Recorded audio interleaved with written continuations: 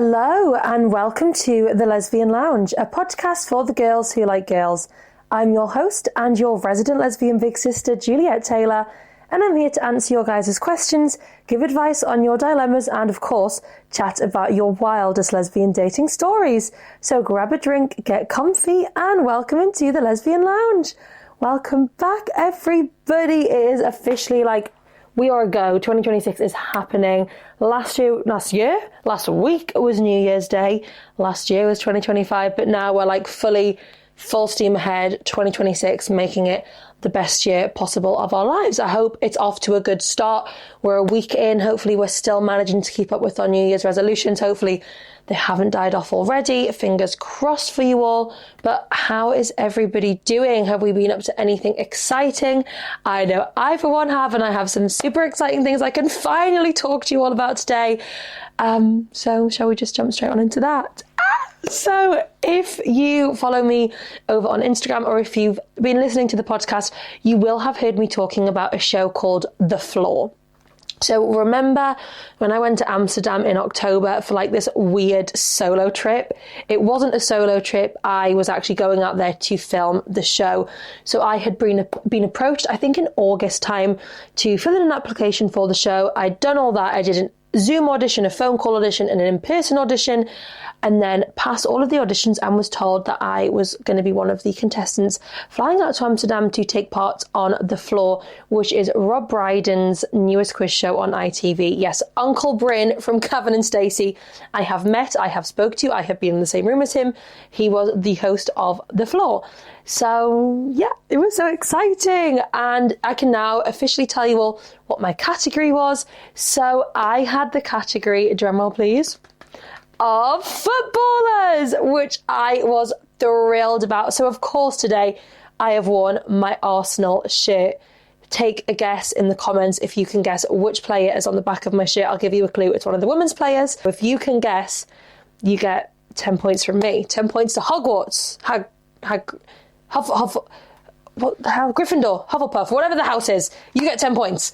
Yeah, my category was footballers, which I was so happy to have received.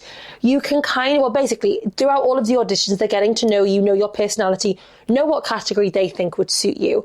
And obviously, you guys know I'm a huge fan of women's football, a huge advocate for just women's rights, women power, women empowerment in general. So women's football is a category that suits me so nicely because I love going to the games. I love being yay, women's football, like a little cheerleader for the women's game, because I know it still gets shat on by the men all the time. And genuinely, I think the women's are 100 times better than the men. So if I had my way, I would have only had women's footballers, because you girls, not going to lie, I'm not really a big fan of the men's game. I don't watch it. It's just not for me. But the women's game, I am at every Lionesses match, Newcastle United women, Arsenal women, I am here for it. I had mixed, which was fine, at least they gave me just general, not just, right, you've got men's footballers, and I would have been okay, I'm screwed. But yeah, I had footballers in general, which I was really happy with. And I kind of feel like having footballers, especially women's footballers, aligned really well with the podcast, because if you think of women's football players, the majority, or a large majority, are gay. And obviously the podcast, we are in the most gay little studio you could possibly be in right now. So it was just really cool to sort of have something that I felt I could use the podcast with. Does that make sense?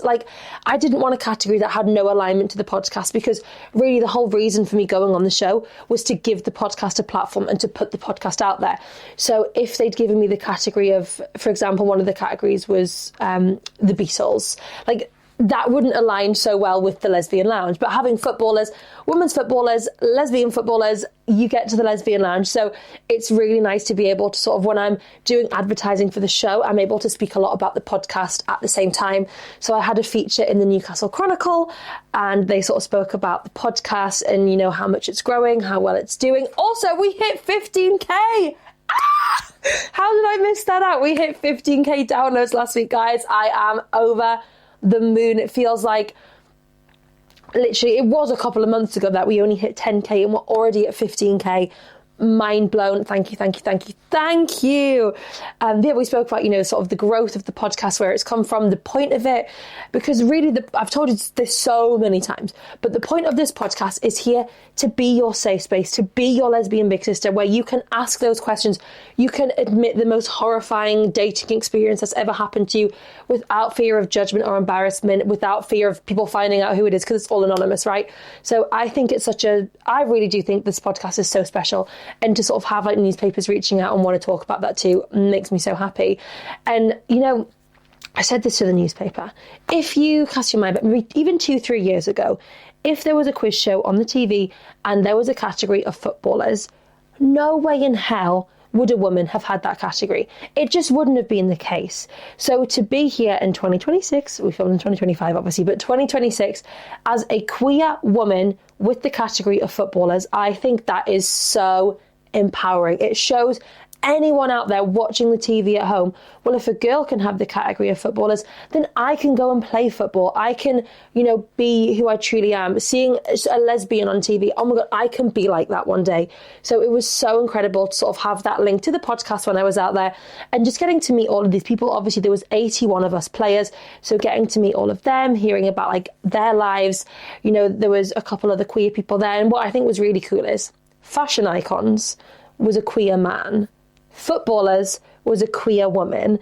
Like the crossover there, you would never assume a queer man would have fashion icons and a queer woman would have footballers. You just wouldn't. You would assume, and I actually got assumed to be fashion icons, and I was like, just wait until you find out.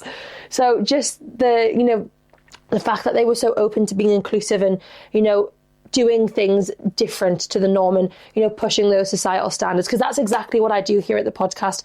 We don't fit into the norms. We don't have this heteronormality. We push out the boundaries, and we are here for like queer power, lesbians to rule the world, right?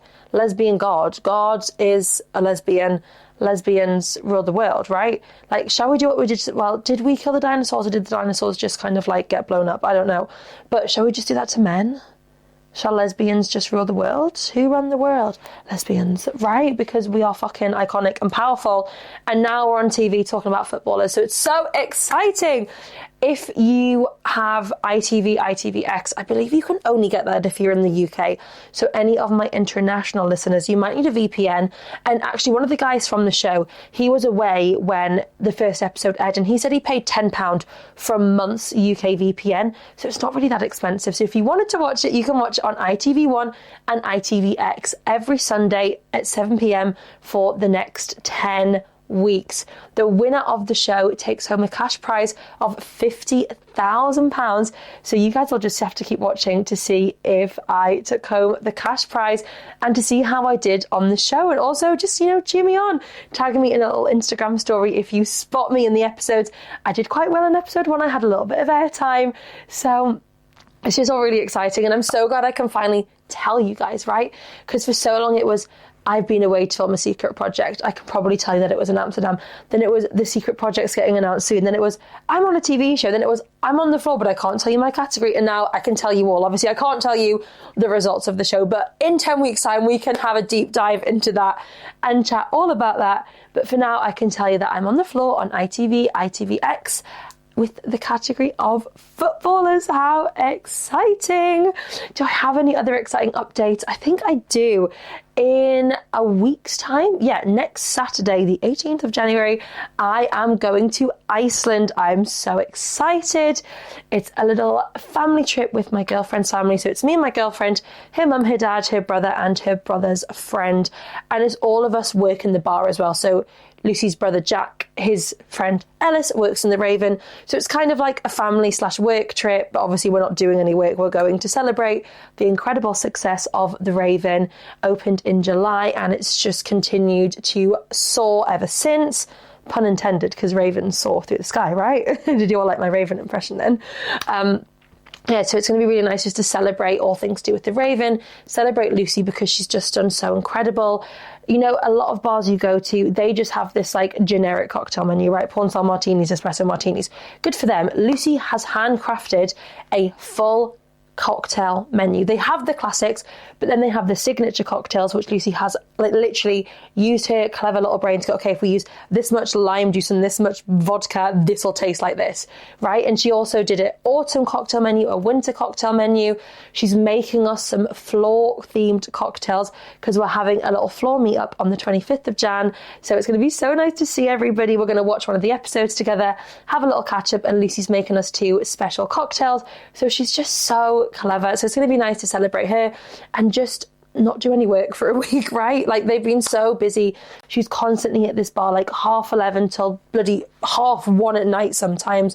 So it's going to be really nice just to relax, even though it's not like a have a sunbathe holiday. It's a go whale watching, go on these like, what are they called, like mopeds, snowmobile things, go snowmobiling. We're going to the Sky Lagoon. I just can't wait. I've never been to Iceland. It's never somewhere I necessarily thought I would go, so I'm so grateful to have such a special family and all who are taking me along on the family holiday with them. And yeah, I can't wait to go to Iceland. Do I have any other updates? I don't think so. It's just 2026. Life's going well. You can nominate us again for the UK's Top Influencer Podcast of the Year Awards. Last year we made it to the top 5. Can we go one step further this year and win it? If you want to vote, I will pop the link to vote in the description of the podcast. I'll also pop it over on Instagram and TikTok at the Lesbian Lounge podcast. And I think without further ado, let's jump straight on into this week's episode.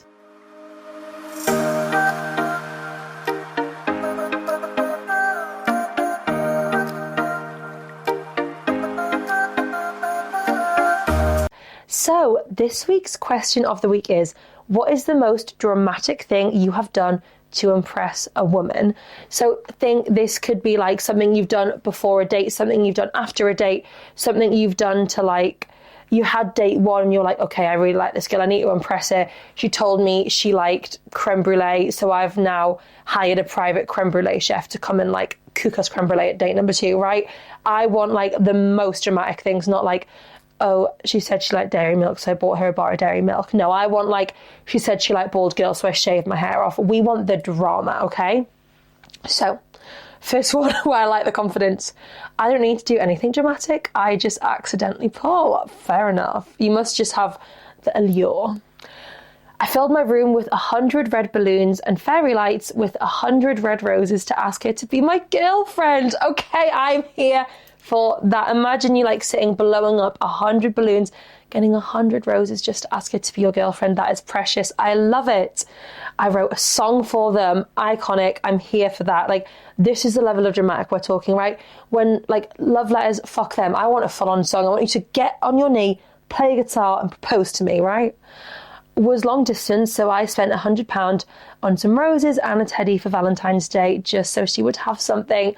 That is cute. I love that. I'm not bold or confident enough to do anything dramatic. Fair enough, but do you know what I mean? Just go for it. What's the worst that can happen? I guarantee if you did what that last girl did, bought them some roses and a teddy bear for Valentine's Day, they would be all over that. And guys, it's nearly Valentine's.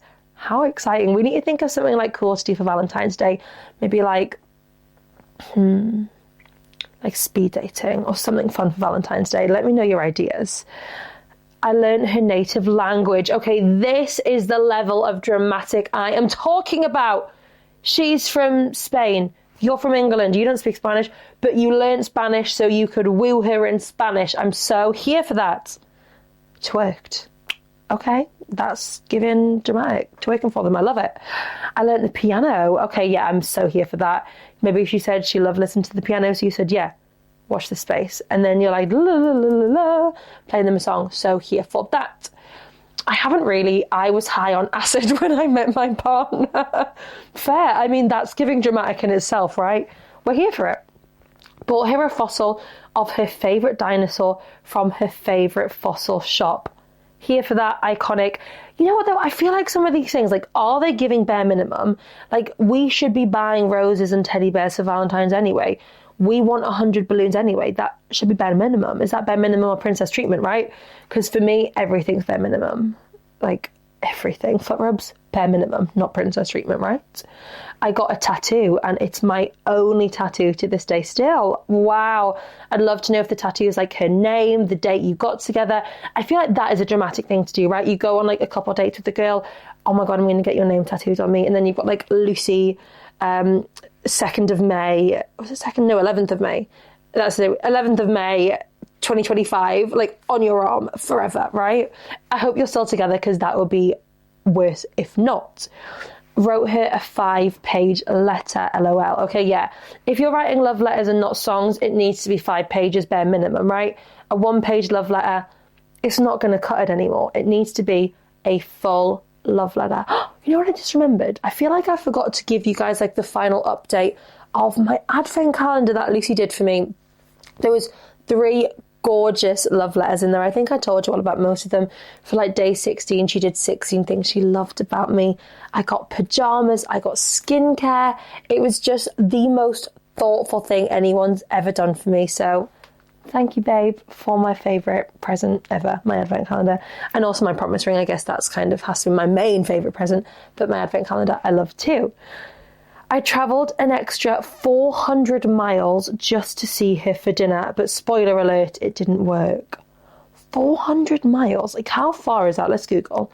What is 400 miles from the UK?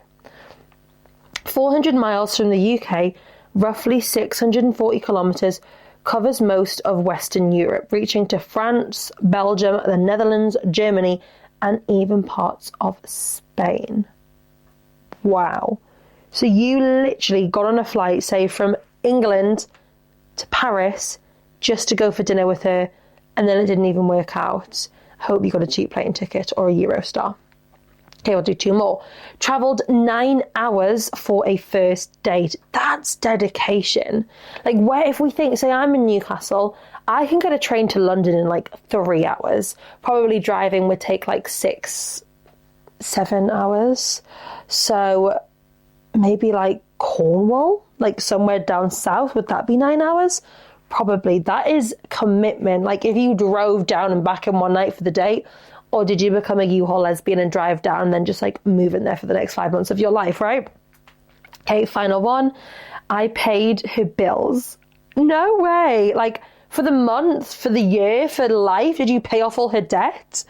What the hell? That is dramatic. The tattoo, 9 hours and 400 miles. I think they're the most like giving dramatic. Like, then verging off bare minimum, right? I mean, if it was me and Lucy lived 9 hours away, yeah, it's bare minimum to come and see me for a date night, right? But for you on like a first date driving 9 hours, it's giving dramatic. The tattoo is giving dramatic. Paying off their bills is giving dramatic, but I'm here for it.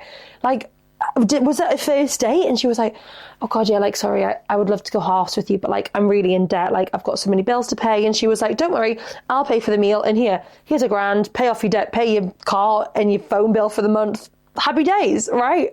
I'm here for that. I love it. Shall we jump into some dilemmas? And let's just say we're keeping on the dramatic theme, because I have some hella dramatic dilemmas for you all today. Are we ready? Strap in, strap on. Okay, I said dramatic. We're getting dramatic. Let's go. Hi, Juliet. Me and my girlfriend are both 23 years old and have been dating for over 6 years. So how long is that? 23, 22, 21, 20, 19, 18, 17. So you've been together since you were 17. Wow. Over the past couple of years, there has been a steady decline in PDA to the point where it has become non-existent. We occasionally hold hands, but kissing in public is basically off the table. The first 4 years were the total opposite. We were wild and used to make out anywhere, anytime. There were countless times we fingered each other in public, whether that be on trains, in cinemas, the university library, in parks, etc. And often she was the one who initiated it. Okay, like, we're here for it, as long as you don't get caught, do you know what I mean? Because that would be embarrassing and probably quite awkward. Like, what are you doing? Oh, I'm just fingering my girlfriend. Get the fuck off the train then. Do you know what I mean? Because I do feel like that's kind of illegal. But sometimes, like, you probably get a kick out of it, doing like that adrenaline rush, right? One time on a train, we started making out. She reached under my dress and fingered me for 15 minutes, making me come repeatedly. Okay, that sounds like a wild time. She even made me lick her wet fingers clean. Okay, sexy. One time when walking back from a night out, my girlfriend stopped, leaned up against the brick wall of someone's house and said, "I'm so fucking horny right now. I need you to go down on me." No way. Outside someone's house? What if they like heard noise and came out and you're there like licking your girlfriend's fanny? Crazy. Anyway, right there on the pavement, I got down on my knees, pulled her knickers down and ate her out. Wow. Now, if I even try to start something in public, she laughs, calls it inappropriate and tells me to control my horniness. Okay, but you literally made me lick you out outside someone's fucking house and now I'm trying to like kiss you in public and you're saying, "You're too horny, like control it, it's embarrassing." What?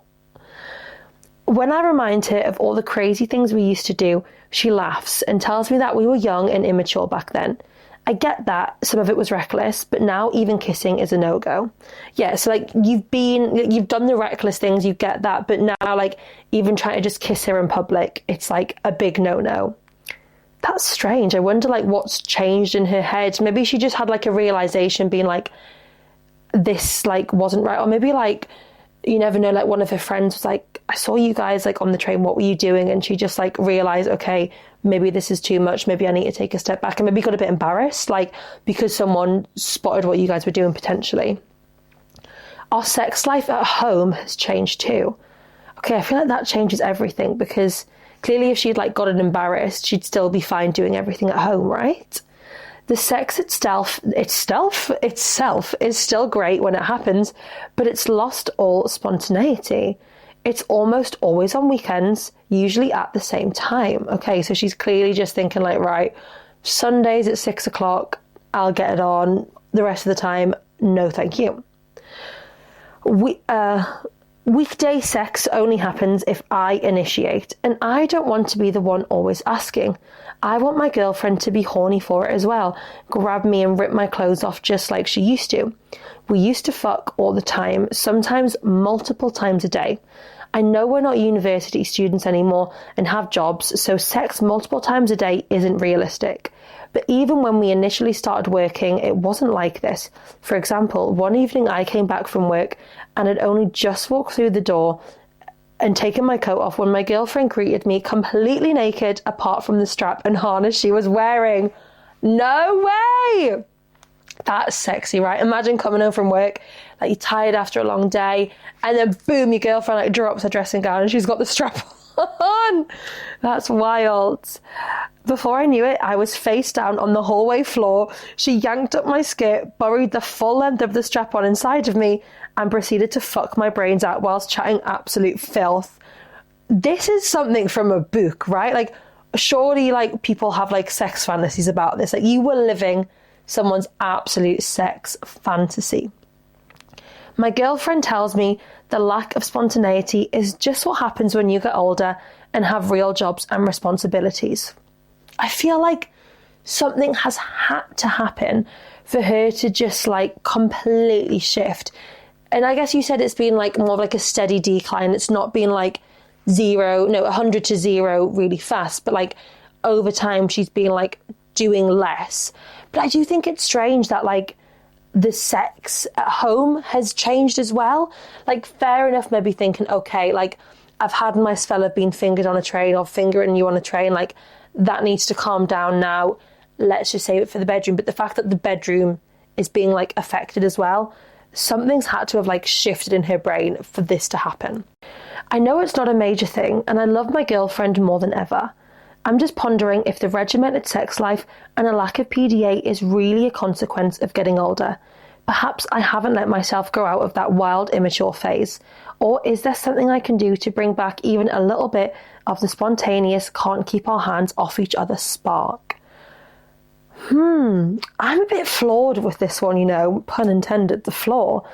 Right? Like, it's just strange to me that it just seems to have like completely gone. I mean, I guess, yeah, you're both working. I don't know what she does for work. Maybe it's quite a lot of like, you know, manual labor. She's like doing a lot of like physical work throughout the day. So she's genuinely just coming home exhausted and like not feeling like she has the energy for sex. Potentially she has just sort of, you know, realized that like what you guys were doing was spontaneous and like that was a time, and the chapter's closed on that. And maybe she doesn't quite know how to go from like wild sex to just like regular sex, right? Fair enough if like you guys have outgrown that side. If you're both happy to like not be having this wild spontaneous sex anymore, fine. But maybe she just doesn't quite realize, like how to do like plain vanilla sex. But if that's not what you want, then obviously there's an issue there. But if you're happy with just like whatever sex you can get, right, like whatever she's up for, then I wonder if that's the issue. She just doesn't quite know how to have regular sex. She only knows how to like initiate wild sex on a train outside someone's house, like crazy strap-on sex on the hallway floor, right? Maybe she's struggling to find how to just be in the bedroom and like start kissing and go to sex like that. So maybe that's somewhere where you could sort of, obviously I know you're saying like you are having to take the lead a lot of the time, but maybe you could like just sort of talk to her about it and be like, listen, like, where is your head at? I'm more than happy in our relationship, but I feel like there's been a bit of a shift in our sex life. Like, is there something I can do? Do you want me to like initiate more? Like maybe she's just had like a complete like dip in her like sex drive and her libido. You know, as we get older, you guys are still young, you're 23, like, you know, hormones change, bodies change. Like, has she been on the pill previously and come off the pill? Has she got on a pill? Any new like medications, things like that? Because things like that really do fuck with our bodies, right? So potentially there's something like that going on there. But I think genuinely it might be that she has, you know, sort of had this like crazy wild sex life with you. She's like got a job now. She's thinking, right, I need to be mature. I need to like step into like the adult version of me. She's done that. She's thought, okay, what I was doing is too wild. It's too inappropriate. So I now don't know how to just go to having normal sex. And I guess that doesn't mean that just sex in the bed has to be vanilla, right? Buy some handcuffs. Like maybe, okay, we got it. Yeah. Maybe what you need to do is buy some spicy things for the bedroom, so she still sort of gets that kick. Maybe you could like surprise her the way she used to surprise you, like catch her off guard, don't let her get in her head about it. And maybe she might just be struggling a bit at the minute. I've been there where you don't feel super confident in yourself, and it does affect your sex life, right? Because you don't feel like you can just fully like lie out naked and be yourself. So maybe she's gone through some confidence issues. So maybe just really like hype her up, tell her like how incredible the sex is, how beautiful she looks.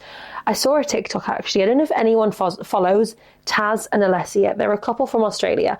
And Taz made this video being like, I've been with my girlfriend for 6 years, but this year I'm going to act like I haven't got her yet. I'm going to start acting like I did before she was my girlfriend, acting like I had to get her, I had to win her over. Like, I'm going to start doing little things like that again. So maybe we need to start, because obviously you've been together 6 years, so the same amount of time as them actually.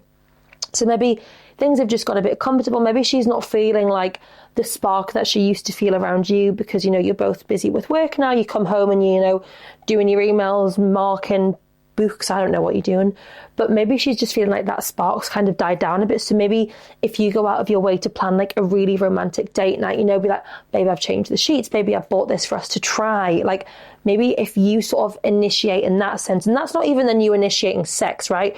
You're just showing her that like you still love her, you still fancy her. You're showing her that that spark is still there and it hasn't died, because you're saying you love her more than ever, right? So there's not an option here to like leave the relationship because you're so happy and fulfilled.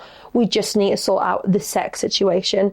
So yeah, maybe like treat her to some nice lingerie, buy some like handcuffs, some whips, something kinky for her, because clearly she's a kinky gal, right? See if there's something you can try out together. There's like a card game, or is it like a dice game where you roll it and you have to like do the sex position that it lands on? Something fun like that, because it clearly seems like you guys both love the like spontaneous, wild sex. So having something like that, like just coming home and you like handcuffing yourself to the bed. Do we all remember that story though of the my favourite story? The girl with the handcuffs, naked to the bed, heard her girlfriend coming upstairs, open the door. Oh, it's my girlfriend's mum, right? Hell and horror. How could you ever recover? But, you know, maybe you guys live together. So you could like come home and you're handcuffed to the bed and you like leave a note downstairs, like come upstairs, there's a surprise for you, winky face. Like little things like that, just show her the spark's still there. You fancy her just as much as you did previously. You still want to have sex with her. Make her feel so sexy and so loved, and show her that you still have this little bit of a wild side. And I think that might help bring it out of her. As for like in public PDA things, I do think it's quite strange that like even holding hands and having a kiss like now seems to be off limits, when you literally used to like finger each other on trains and lick each other out just on a brick wall. So maybe that's just something you could speak to her about and be like, listen, like, have I done something? Like, has someone said something to make you feel like embarrassed of being out with a girl in public? Like, maybe it's just that, maybe a little bit of internalized homophobia has kicked in. You were young, you were wild, and now as she's getting older, she's thinking, oh my God, like I've never really sort of registered what I'm doing. And maybe now that's why it has sort of gone like from all of this wild stuff to not even being able to hold hands, because she's sort of just thinking, hang on, like, and got so overwhelmed and thought, that's not what I want to do. Like, I've got this internalized homophobia. People are judging me, you know? So maybe just reassure her you're there for her, you love her, but, you know, I want to show you off in public. I want you to show me if I want to hold hands, if I want to, you know, give you a kiss. I want to be able to give you a kiss. So what can I do to make you feel more comfortable to be able to do that again? I think that's a conversation. Sex side of things at home, I think definitely just spice things up, surprise her, because if you catch her off guard, she's not really going to have time to get in her head and go, oh, this is too, you know, she's just going to go, oh, okay, right, I guess we're doing this. And hopefully that might sort of, you know, when you get an adrenaline kick, hopefully that'll give her that adrenaline kick that she used to get, and it might sort of just like put her back into her old ways. But good luck, keep us updated, and yeah, if there's anything else we can help with, let us know. But I'd love to hear a little update on this, see how the sex life changes, if it improves, if everything gets better. I would love to know. So yeah, keep us updated. Okay, moving on. Guys, we're keeping this episode, I'm just going to title dramatic, because we are having some dramatic dilemmas today. When my girlfriend and I first started dating, we've now been together for 8 months. She asked what my body count was. Okay, like valid question. We all do it. We all ask, like, what's your ex called? How many times did you have sex? Did you have sex in this bed? How many girls have you slept with? Did you sleep with boys? We all ask the questions, right? I am a pain in the arse for doing it. I know I am. So sorry, Lucy. I'd considered lying, but decided to be honest. Okay, we appreciate the honesty. And I disclosed that my body count was around 70 women. At the time, she didn't say too much, just that it's way too much for a 22-year-old. Okay, I mean, it's a lot of women, but as long as you're safe, as long as there's no STDs, who are we to judge? As long as you're happy, as long as you're enjoying the sex, you get that pussy, girl. 70 pussies, right? Love it. I could tell from her limited comments and facial reactions that she wasn't comfortable with it. To be honest, I'm not proud of all the hookups, and I'm ashamed by it too. Yeah, fair enough. Like, again, you probably had a wild, reckless sex life like the girls before, but instead of doing all this wild sex with one person, you were doing it with multiple women, like getting with people on nights out. Like, it's nothing to be embarrassed of. Like, it's a part of you, it's who you are. And again, like, those girls, they're in the past for a reason, right? Obviously, this is now your future wife, so she's number 71, and it stops there, right? A lot of this was driven by being closeted until I was 21 years old. So when I was lonely and horny, I jumped on the dating apps, and one-night stands became a secret mechanism for expressing my sexuality. So valid, right? You're like, you don't feel comfortable enough to just openly come out. So you're on the dating apps and you're like, I need to like feel gay somehow. How can I do that? I know, I can lick a pussy. Let's get on the dating apps. Let's find someone. Okay, I'm at Susan's house one night, Sasha's the next, Molly's, then Lucy's, then Juliet's, then Sally's. You know, you're just having a wild time figuring out what you like, figuring out your sexuality. It's nothing to be ashamed of, right? Like, it's a high number, yeah. Some people it's 2, 3, 4. Yours is 70, fair enough. But that's how you explored your sexuality. That's how you figured out who you were, what you liked, and probably felt open enough to then come out eventually. So don't be ashamed. My problem is now that when my girlfriend and I have arguments, she will throw this back in my face and call me a slut or a slag. E.g., if you're tired of being with me and you don't want to put any effort into our relationship, why don't you go back to being a fucking dirty slag? Okay, that's just rude. She is clearly feeling insecure about this high number. So I can see why you sort of maybe wanted to just lie about it in the first place and just say, yeah, it's 4 girls, right? It's 7 girls. I mean, some girls you would get with someone and they'd say they've been with 7 girls and go, oh God, that's quite high. Like, everyone has a different perception on what a high body count is. And again, like, these girls are in the past for a reason. You weren't dating them, you were just sleeping around, which majority of lesbians have probably been in the same situation. Not even just lesbians, like a lot of people have been in that period of their life where they sleep around, right? It's normal, it's very common. But yeah, to call you a fucking dirty slag, like, that's rude. She's clearly feeling like uncomfortable around this. Like, don't get me wrong, Lucy has been with more girls than me. And sometimes I'll make a jokey comment like, oh, why don't you go back to that one? Like, ew, I can't believe you slept with girls before me. We had actually a really nice double date night the other night with 2 of my best friends, Chloe and Kareen. And we were all talking about like exes and things like that. And we were all getting in a really bad mood. So Kareen and Lucy are the masks, Chloe and I are the femmes.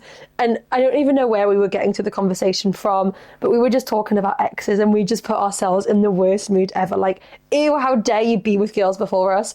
And their reasoning was, we were just practicing to make sure we were perfect for when we met you. And then we were like, oh, okay, we love you again now.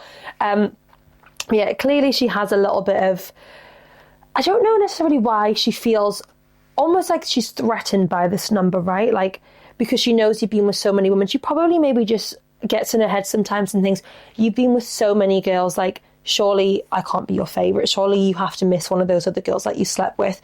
But the best thing you can do, I guess, is just reassure her that they're in the past for a reason and you're now with her. She's number 71. That number's not getting higher.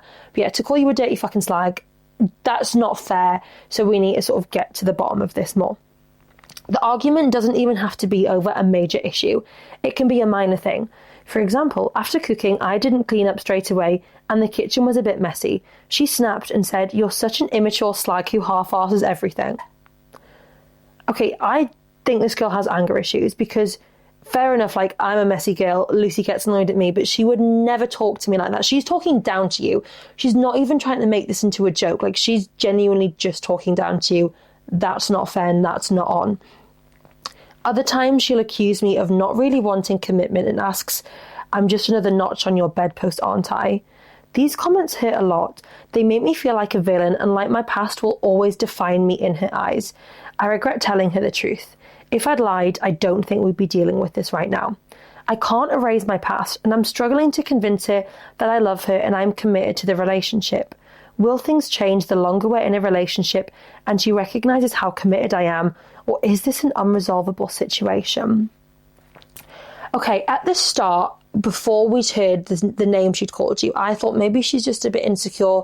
She knows you've been with a lot of girls and she wants to just feel like you're number one.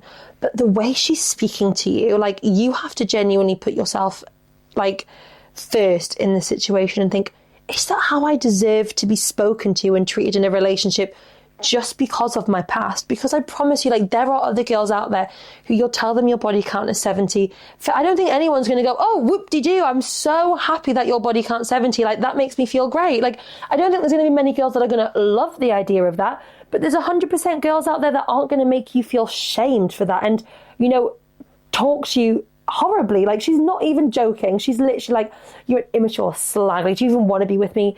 Like, why don't you go back to the other girls? Like, she's just being nasty at this point. So genuinely, like, thinking with our 2026, make this the best year for ourselves mindset, I guess you have to think, is this really the safe and secure relationship that I want to be in? Like, you've been through, you know, the trenches, almost like not feeling comfortable enough to come out. You've had to hide your sexuality. And the only way you've been able to express that is through having these one night stands. You finally met someone, you've openly come out, you feel comfortable with them. And every opportunity they get, they're like shitting on you, telling you that you're a slag, like bringing up your past and making you feel, like you said, making you feel like a villain, making you feel guilty for having a past. We all have pasts. We've all done things we regret. We all, you know, that TikTok trend where it's like, I would look for you first in another lifetime so I could be with you from day one, right? Like, we would all do that if we knew. Like, if I knew Lucy was coming into my life, I would have sat like this way and twiddling my thumbs until she came to me. We all would, but it's not possible. That's not the case. We've all had exes. We've all had, you know, someone we've had sex with that we regret. We've all slept with more people than we want to. We've all got with someone on a night out and thought, why the fuck did I get with that person on a night out? What was I thinking? We've all been there, but we can't let our past define us. And we certainly can't let anyone else use our past against us. Like, she is just using this against you to make you feel shit. Maybe so she feels like she has the control in this situation, right? She's trying to take control of that number. She's going, yes, you have a body count of 70, so I'm going to take control of that number, and I'm going to sort of like be the puppeteer, and you're like the little puppet that I'm just using that number and throwing it at. Like, you're a slag, can't believe you slept with 70 girls. Like, she's reclaiming that number for you, so she doesn't feel as insecure about the fact that your body count is 70 women. So I think what you need to do is you need to speak to her and say, listen, I understand I have a high body count. That's my past. It's nothing I can do to change. For this relationship to continue moving forwards, we need to put it to bed. I understand it might make you feel uncomfy knowing I've been with so many girls, but I am 100% committed to you. You can see that. You know, maybe you might live together if you're saying you do the dishes together. We live together. We've bought a cat together. I have not slept with another girl for the past 3 years. Actually, how long have we been dating? It wasn't 3 years. I've totally made that up. I think it was only 8 months. It was only 8 months. Okay, I lied. Like, it's been 8 months, so fair enough, it's still not that long into the relationship. And 8 months in to be calling someone a fucking dirty slag is just plain up nasty. What's she going to be like 8 years down the line? I'm not sure. Yeah, like, we've been together 8 months. I've shown I'm committed to you. Like, I haven't texted the girls. We're in a full-on relationship. You need to just sort of lay out the facts. Like, here's everything I'm doing to show that I'm committed to you. If you still can't see that, and if you are still going to go on and talk to me this way, then I'm out. Because the 2026 best version of ourselves, we don't let ourselves get talked to like shit. We just don't. We don't need that in our lives, because there are so many other people out there who are not going to hold our past against us and are going to make us feel fucking incredible about ourselves. You know, maybe the question will come up, what's your body count? Oh, I'm not really proud of it. It's 70. And explain it. You know, when I was in the closet, I just slept with loads of women just to sort of feel queer because I couldn't come out. It's not something I'm proud of. And I'd appreciate if it's not something that gets brought up all the time. And I will do everything in my power to make you feel comfortable and make you know that you are number 72 if you get with someone else, and nobody else is ever gonna, you know, come before you, and you are my one and only, right? Like, there are girls that are going to hear that and accept it and not make a big deal out of it. She probably has a little bit of self-work to do, because I get it. I've been there. I've been the one who like fixates on the exes and is like, oh my God, like, it's not nice to be in that situation, but you can do the work on yourself. You absolutely can. Make yourself feel more confident, make yourself feel validated, so that you don't need your girlfriend's validation. You don't need to sort of hold that against her, right? To think, have a conversation, but seriously, if she keeps treating you this way, I don't think this is the relationship for you, because your future wife isn't talking to you that way, realistically. 8 months down the line as well. But please keep us updated, sending lots of love. We love you, and hey, 70 pussies, that's so iconic. I think there's a lot of girls out there who would love to have had their head between 70 girls' legs. So I'm going to leave us on that note. Thank you all so much for listening. I will be back next Thursday for a brand new episode, so make sure you tune in. You can follow the podcast on Instagram and TikTok at thelesbianlounge.podcast. You can send us your dilemmas, your questions, your stories, anything you want. Nothing is off limits. It's all anonymous to our Google form that will be linked in the description. You can nominate us for UK's Top Influencer Podcast of the Year. What else can you do? Subscribe to us on YouTube. Give us a 5-star review on Apple or Spotify. I think that's it. Anything else you think of, let me know. And I will speak to you all next Thursday for a brand new episode. Love you all so much. Bye.